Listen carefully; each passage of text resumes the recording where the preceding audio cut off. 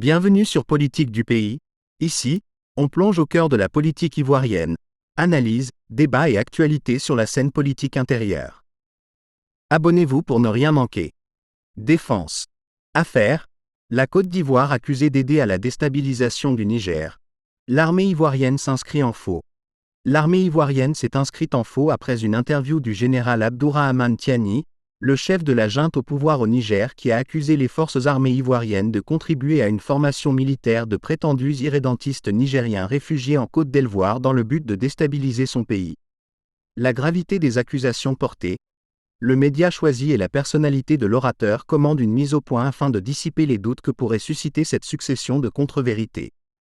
Les forces armées de Côte d'Ivoire, qui demeurent concentrées sur la défense et la sécurité de la Côte d'Ivoire, s'inscrivent en faux contre ces graves accusations proférées sans aucun début de preuve par le chef de la junte au Niger, a démenti le général de corps d'armée Lassina Doumbia, le chef d'état-major général des armées de Côte d'Ivoire, dans un communiqué transmis le samedi 28 décembre 2024 à Abidjan.net.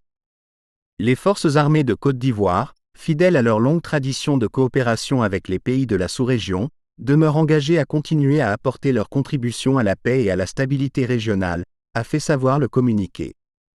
Le général Lassina Doumbia a conclu en demandant aux autorités militaires nigériennes de se focaliser sur leurs objectifs sécuritaires qui, malheureusement, sont pour l'heure, loin d'être atteints.